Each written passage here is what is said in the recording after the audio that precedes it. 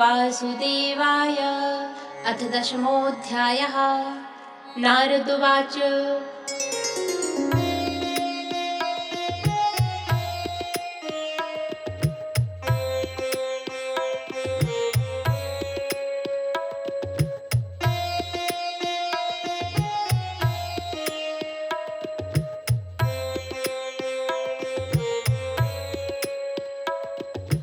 भक्तियोगस्य तत्सर्वम् अन्तरायतयार्भकः मन्यमानो हृषीकेशं स्म्यमान उवाचः।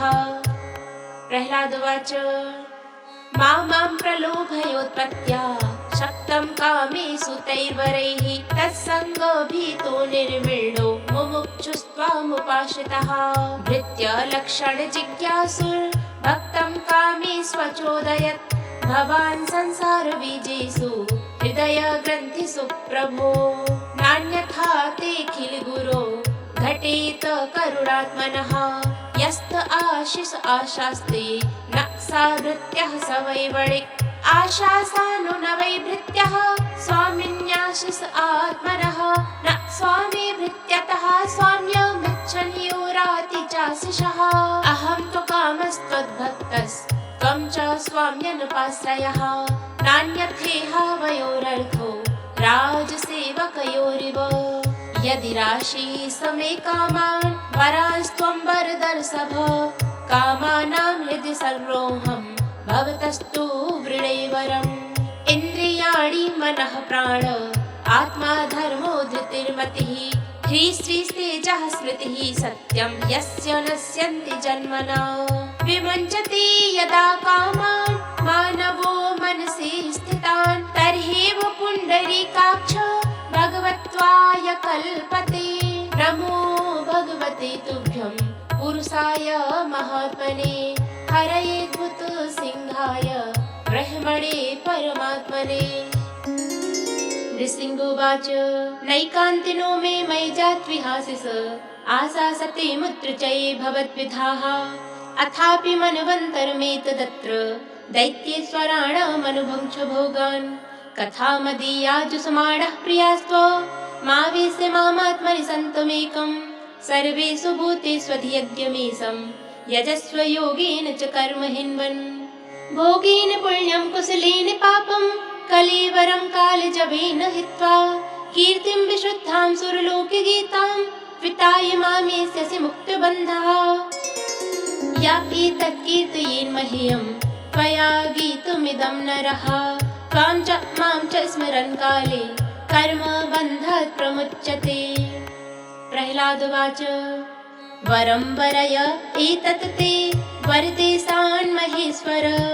यदनिन्दत् पिता मे त्वाम् अविद्वांस्तेज ऐश्वरम्। विद्धामरसशयः साक्षात् सर्वलोकगुरुं प्रभुम्। भ्रातृहेति मृषा दृष्टिस् त्वद्भक्ते मयि चाघवान्। तस्मात् पिता मे पूयेत दुरन्तात् दुस्तरादघात्। पूतस्ते पाङ्गसन्द्रष्टस् तदा कृपणः वत्सल। श्री भगवान् उवाच त्रिः सप्तभिः पिता पूतः पितृभिः सह तेन घ। यत् साधुस्य गृहे जातो भवान् वैकुलपावनः। यत्र यत्र च मद्भक्ताः प्रशान्ताः समदर्शिनः।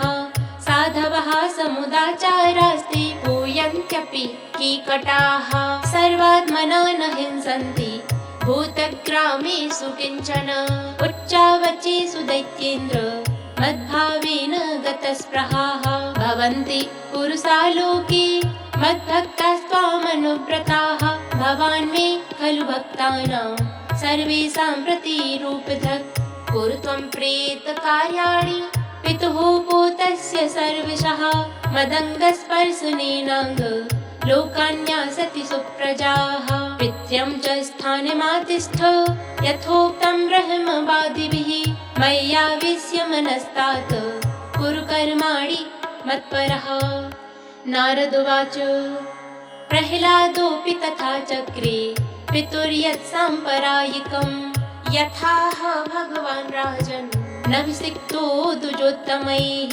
प्रसाद सुमुखं दृष्ट्वा ब्रह्मा नर हरिं हरिं स्थित्वा वाग्भिः पवित्राभिः प्राह देवादिभिर्व्रतः। ब्रह्मोवाच देवदेवाखिलाध्यक्ष भूतभावन पूर्वज दिष्ट्या ते निहितः पापो लोकसन्तापनोऽसुरः। योऽसौ लब्धवरो मत्तो न बध्यो मम सृष्टिभिः तपो योगबलोन्नद्धः समस्तनिगमानहन्। दिष्ट्यास्य तनयः साधुर्महाभागिवतोर्भकः त्वया विमोचितो मृत्योर्दिष्ट्या त्वां समितोऽधुना। एतद्वपुस्ते भगवन् ध्यायतः प्रयतात्मनः सर्वतो गोप्त्रिसन्त्रासान् मृत्योरपि जिघांसतः। नृसिंहोवाच मयिवम्बरोऽसुराणां ते प्रदेयः पद्मसम्भव वरः क्रूरनिसर्गाणाम् अहीनाममृतं यथा। नारदुवाच इत्युक्त्वा भगवान् राजन्स् तत्रैवान्तर्दधे हरिः अदृश्यः सर्वभूतानां पूजितः परमेष्ठिना। ततः सम्पूज्य शिरसा ववन्दे परमेष्ठिनं भवं प्रजापतिं देवान् प्रह्लादो भगवत्कलाः। ततः काव्यादिभिः सार्धं मुनिभिः कमलासनः दैत्यानां दानवानां च प्रह्लादमकरोत्पत्तिं।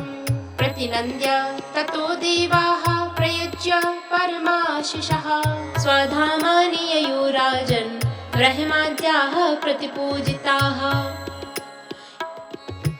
एवं तौ पासितौ विष्णोः पुत्रत्वं प्रापितौ दितेः हृदि स्थितेन हरिणा वैरभावेन तौ हतौ।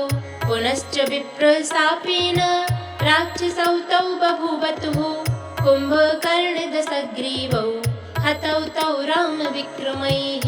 शयानौ युधि निर्भिन्न हृदयौ रामसायिकैः तच्चित्तौ जहतुर्देहं यथा प्राक्तिन जन्मनि। ताविहाथ पुनर्जातौ शिशुपालकरुसजौ हरौ वैरानुबन्धेन पश्यतस्ते समीयतुः। एनः पूर्वकृतं यत्तत् राजानः कृष्णवैरिणः जहुस्त्वन्ते तदात्मानः कीटः पेशस्कृतो यथा। यथा यथा भगवतो भक्त्या परमयाभिधा नृपाश्चैत्यदयः साध्यं हरेस्तच्चिन्तया ययुः। आख्यातं सर्वमेतत्ते यन्मां त्वां परिपृष्टवान् दमघोषसुतादीनां हरेः सात्म्यमपि द्विषाम्। एषा ब्रह्मण्यदेवस्य कृष्णस्य च महात्मनः अवतार कथा पुण्या वधो यत्रादिदैत्ययोः प्रह्लादस्यानुचरितं महाभागवतस्य च भक्तिर्ज्ञानं विरक्तिश्च याथात्म्यं चास्य वै हरेः। सर्गस्थित्यप्ययेशस्य गुणकर्मानुवर्णनं परावरे संस्थानानां कालेन व्यत्ययो महान्। धर्मो भागवतानां च भगवान्येन गम्यते आख्यानेऽस्मिन् समाम्नात आध्यात्मिकमशेषतः। य एतत् पुण्यमाख्यानं विष्णोर्वीर्योपव्रंहितं कीर्तयेत् श्रद्धया श्रुत्वा कर्मपाशैर्विमुच्यते। एतत्यादिपुरुषस्य मृगेन्द्रलीलां दैत्येन्द्रयूथपवधं प्रयतः पठेत्।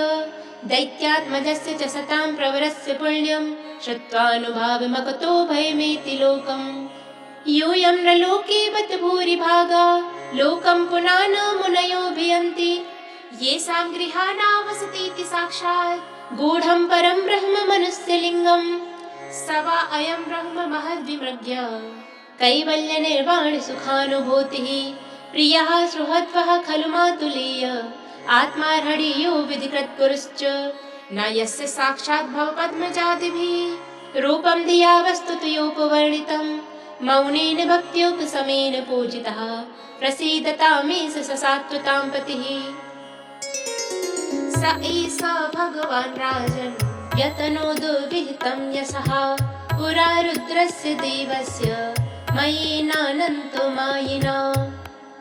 राजोवाच कस्मिन् कर्मणि देवस्य मयोऽहं जगदीशितुः यथा चोपचिता कीर्तिः कृष्णेनानेन कथ्यताम्। नारद उवाच निर्जिता असुरा देवैर्युध्यनेनोपव्रहितैः मायिनां परमाचार्यं मयं शरणमाययुः। स निर्माय पुरस्तिस्त्रो हैमीरौक्यायसीर्विभुः दुर्लक्षापाय संयोगा दुर्वितर्क्यपरिच्छदाः। ताभिस्ते सुरसेनान्यो लोकांस्त्रिंशेश्वरान् नृप स्मरन्तो नाशयान् चक्रुः पूर्वो वैरमलक्षिताः। ततस्ते सेश्वरा लोका उपासाद्येश्वरं विभो त्राहि नस्ताविकान् देव विनस्तांस्त्रिपुरालयैः। अथानुग्रह्य भगवान् मा वैष्टेति सुरान् विभुः शरं धनुषि सन्धाय पुरे स्वस्त्रं व्यमुञ्चत। ततोऽग्निवर्णाय सव उत्पीतु सूर्यमण्डलात् यथा मयूख सन्दोहा नाद्रश्यन्ते पुरो यतः। तैः स्पृष्टा व्यसवः सर्वे निपेतुः स्म पुरौकसः तानानीय महायोगी मयः कूपिरसे क्षिपत्। सिद्धामृतरसस्पृष्टा वज्रसारा महौजसः उत्तस्थुर्मेघदलना वैद्युता इव वह्नयः। विलोक्या भग्नसङ्कल्पं विमनस्कं वृषध्वजम् तदायं भगवान् विष्णुस्तत्रोपायमकल्पयत्। वत्स आसीत् तदा ब्रह्मा स्वयं विष्णुरयं हि गौः प्रविश्य त्रिपुरं काले रसकूपामृतं पपौ। ते सुराह्यपि पश्यन्तो न व्यसेधन् विमोहिताः तद्विज्ञाय महायोगी रसपालानिदं जगौ। स्वयं विशोकः शोकार्तान् स्मरन्दैव गतिं च ताम्। देवोऽसुरो नरोऽन्यो वा निःस्वरोऽस्तिह कश्चन आत्मनोऽन्यस्य वादिष्टं दैवेनापोहितुं द्वयोः। अथासौ शक्तिभिः स्वाभिः शम्भोः प्राधानिकं व्यधात्। धर्मज्ञानविरक्तद्धि तपोविद्याक्रियादिभिः रथं सूतं ध्वजं वाहन् धनुर्वर्म शरादीयत्। सन्नद्धो रथमास्थाय शरं धनुरुपाददे शरं धनुषि सन्धाय मुहूर्तेऽभिजितीश्वरः।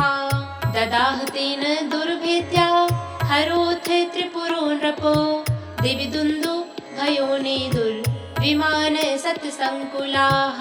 देवर्षि पितृसिद्धेशा जयेति कुसुमोत्करैः अवाकिरञ्ज गुर्ह्यष्टा ननतुश्चाप्सरो गणाः। एवं दत्त्वा पुरस्तिस्त्रो भगवान् पुरहा नृप ब्रह्मादिभिः स्तूयमानः स्वधाम प्रत्यपद्यत। एवं विधानस्य हरेः स्वमायया विडम्बमानस्य न लोकिमात्मनः वीर्याणि गीतान्यसिभिर्जगद्गुरुर्लोकान् पुनानान्यपरं वदामि किम्।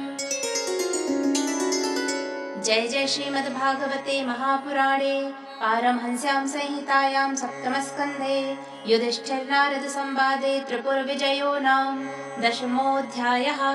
श्रीकृष्णार्पणमस्तु।